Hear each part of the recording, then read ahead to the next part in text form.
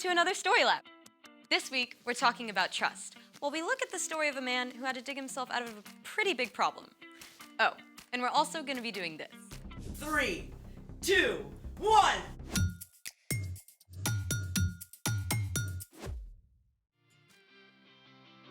Hey, I'm Skylar. And I'm Sebastian. We're talking about trust, which is putting your confidence in someone you can depend on. Sebastian, do you trust me? Yeah, sure. Why are you asking? I read this thing online that you can fill up a plastic bag with water, stab through it with a sharp pencil, and ta-da! Nothing happens. The bag is leak-proof. Very cool. I mean, assuming you can trust the internet. Kids, you cannot always trust the internet. Great. So do you trust me to try out this amazing experiment? Yep, do your thing. Do you trust me to try it out over your head? No, that's different. Trust, my friend. This better work. Let's make it. Top secure? Top secure. Pencil? Pencil? Who even uses pencils? Pencil? Sharpened? I got an idea. Oh, Sharpened. Take a seat. I feel like my life is flashing right before my eyes. Don't be dramatic. Drum roll, please. 3, 2, 1. You can open your eyes. Oh, wow. That worked. Let's see it. Nothing but graphite. This amazing miracle of nature brought to you by plastic polymers. Plastic polymers are molecules like a chain of beads. They're so flexible that when you stab through, they just push back toward the pencil and form a temporary seal. So there you have it. The polymers are trustworthy, and so am I. Great. Now, do you trust me? Why? Because I have a pencil too. Oh no. Oh, yes. Ready? Drum roll, please. 3, 2, 1!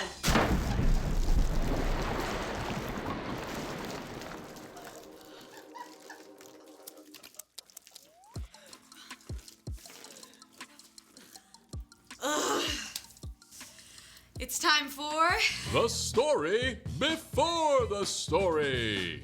Today, we're in the very first book of the Old Testament, Genesis. God made our amazing world, but sin entered the world. People turned away from God and went their own way.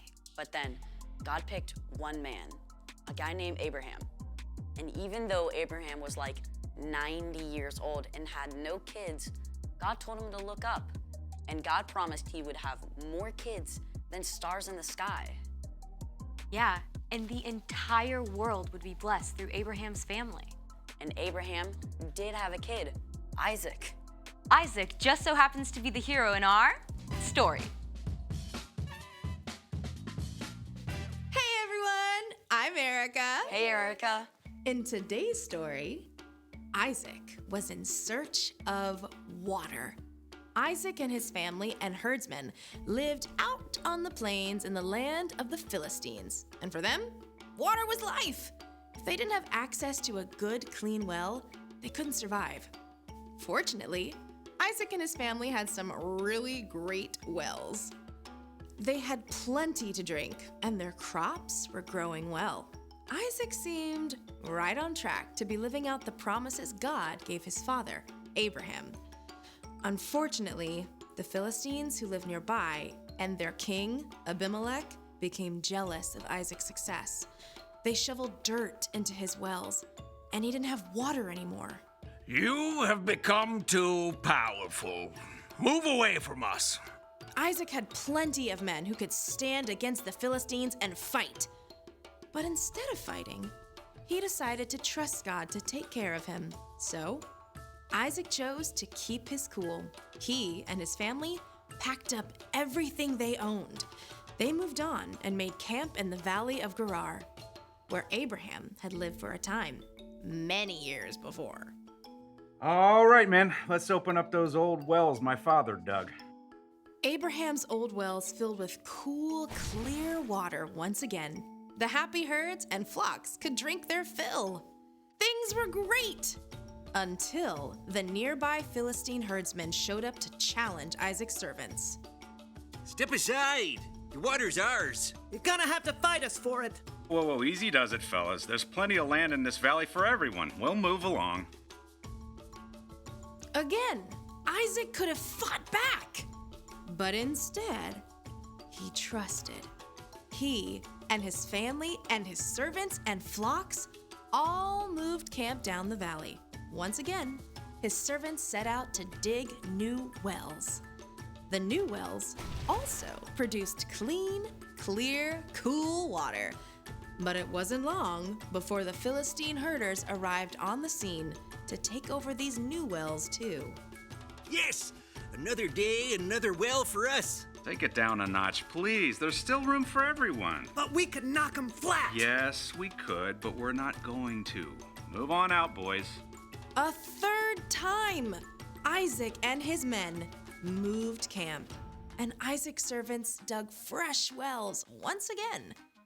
But this time, Isaac was left in peace. In fact, King Abimelech himself showed up to make it official. Why have you come to me? You were angry with me and sent me away. We saw that the Lord was with you. Make a peace treaty with us. Give us your word that you won't harm us. Yeah, I can do that. Isaac prepared a feast for the Philistines, and early the next morning, the men made an agreement to keep peace with each other.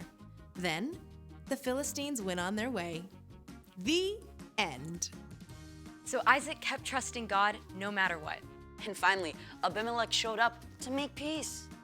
Yep, if Isaac had started fighting back, he might have been enemies with the Philistines forever. But sometimes God wants us to stand up, right? For sure. Trusting God can look a lot of different ways. For sure. So, what's our part in this story? Good question. You can trust God no matter what. For example, maybe you practice hard all summer to make the soccer team, but you don't. You can trust God that all your hard work matters, and God has a different place for you to fit in.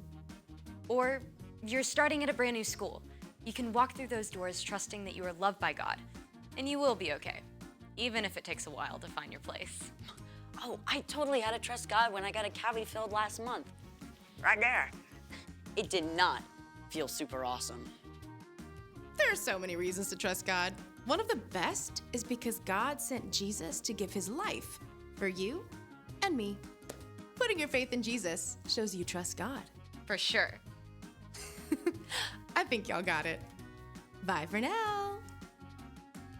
So here's the thing. Trust God no matter what. Ooh, I gotta write this down. Thanks for joining us in the Story Lab. We'll see you next time.